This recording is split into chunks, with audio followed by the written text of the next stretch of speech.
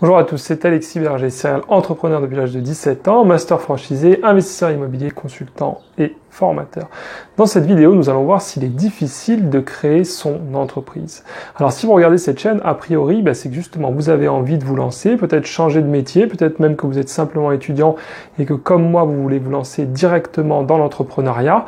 Peut-être que vous connaissez des gens aussi qui se sont lancés comme ça, que ce soit en franchise, tout seul, sur Internet, avec un blog, on va dire, ou du commerce. Il y a aujourd'hui beaucoup de gens qui cherchent, à aussi être leur propre patron. Alors voilà, nous allons aborder comment créer son entreprise et est-ce difficile? Eh bien, il faut reconnaître qu'aujourd'hui, par rapport à même quand je me suis lancé, pourtant c'était il y a moins de 20 ans, les choses ont beaucoup évolué et vous avez vraiment beaucoup plus facile de créer votre entreprise. Vous avez un statut qui a un petit peu révolutionné ça, c'est le statut d'auto-entrepreneur, je parle pour la France, où maintenant ça permet finalement à tout le monde quasiment de pouvoir se lancer du jour au lendemain. Donc créer son entreprise, je vais dire, c'est facile. Mais avant de créer votre entreprise, vous devez quand même vérifier que votre projet est viable et comment vous voulez le monter. Pourquoi? Tout simplement pour ne pas faire n'importe quoi. Parce que auto-entrepreneur, c'est un statut qui permet de se lancer facilement, mais il y a aussi beaucoup de limites, que ce soit en termes de chiffre d'affaires, de récupération de TVA, de déductibilité des charges, etc., etc. Donc si vous partez sur un projet important, où il y a vraiment un investissement, où il y a des fonds de commerce, ce genre de choses, on va dire un projet de franchise un petit peu plus abouti, vous ne pourrez pas le faire en statut auto-entrepreneur parce que ça ne sera pas intéressant pour vous et ça va trop vous bloquer. Donc il y a d'autres statuts, le URL, la SARL, la SA, là c'est déjà plus gros, Société Anonyme, ou SAS, Société Anonyme Simplifiée. Mais en tout cas, vous avez l'embarras du choix. Alors maintenant, on va parler directement de la création et plus précisément à quel moment vous devez créer votre société. Je vais vous donner un petit conseil, c'est de ne pas mettre la charrue avant les bœufs. Pourquoi ?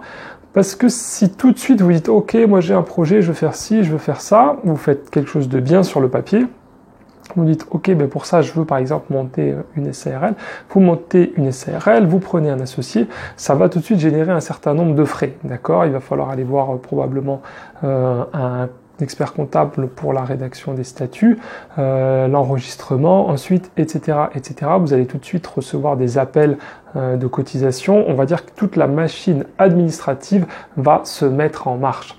Et pour cela, il faut vraiment que vous soyez sûr de votre projet. Et le mieux maintenant, c'est vrai qu'avec Internet, on peut le faire assez facilement.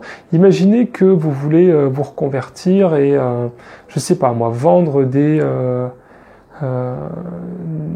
on va dire des petits jouets pour enfants que vous confectionnez vous-même, ou vous adorez par exemple, je sais pas moi, faire des objets en bois et vous voulez vous lancer là-dedans, et bien tout simplement pour commencer, ne vous embêtez pas, créez vos objets, ce qui vous fait plaisir et mettez-les en vente sur des sites comme eBay ou d'autres plateformes comme cela. Comme ça, vous allez quand même d'abord pouvoir vérifier que vos futurs clients, vos clients, les gens, la clientèle que vous visez sont intéressés par votre produit.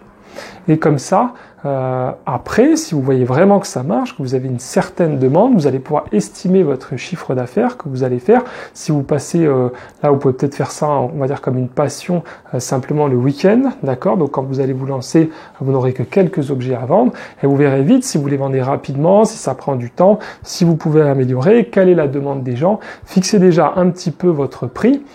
Et comme ça, quand vous êtes vraiment prêt, on va dire que votre étude, là l'avantage c'est que vous faites une étude de marché d'abord, mais que vous testez en même temps le marché directement par une plateforme et seulement après, si vous voyez vraiment que ça marche, vous dites ok, maintenant je vais basculer à 100%, donc je vais peut-être pouvoir produire 5 fois plus, donc je pourrai vendre 5 fois plus et mon chiffre d'affaires sera multiplié par 5 et peut-être pourquoi je ne vais pas utiliser ma propre plateforme de vente ou comme je serai un vendeur professionnel, du coup avec une inscription en bonne et due forme, je pourrais aussi revendre sur Amazon, etc., enfin sur d'autres plateformes qui obligent à avoir un statut professionnel. Et comme ça, vous serez vraiment, on va dire, sûr de vous. Et ça évite, voilà, comme je disais au début, de mettre la charrue avant les bœufs, c'est-à-dire de tout de suite créer une structure, on va dire, lourde et seulement après commencer à gagner de l'argent. Essayez toujours, si vous le pouvez, de commencer à gagner de l'argent et après, on va dire, faire voilà, vraiment tout ce qui est juridique. Bien sûr, je ne vous dis pas d'attendre 6 mois et d'encaisser 100 000 € avant de vous déclarer, c'est pas du tout ça. Mais souvent, quand vous allez vous lancer, vous allez vraiment faire très peu au début. Donc voilà, vous n'aurez pas de problème avec le fisc, c'est pas pour ça, si vous gagnez que quelques centaines d'euros. Non, voilà, vous le faites pendant 1-2 mois seulement, peut-être 6 mois si vous voyez que vous avez du mal à trouver vos consommateurs, à finaliser votre produit, et après vous vous lancez. Donc voilà, c'est une petite astuce pour plus de sécurité. Créer une entreprise, c'est très facile, mais voilà, testez quand même votre produit avant. Comme ça, vous vous assurez tout de suite, on va dire, un bon démarrage dans la sérénité. Voilà, j'espère que cette vidéo vous a plu. N'hésitez pas à mettre un pouce bleu, à vous abonner à la chaîne pour recevoir tous mes conseils. Et en ce moment, je vous offre mon guide de la réussite en franchise et dans l'entrepreneuriat. Cliquez sur le lien qui apparaît en ce moment à l'écran pour le télécharger. Je vous dis à très bientôt dans une prochaine vidéo. Ciao, ciao!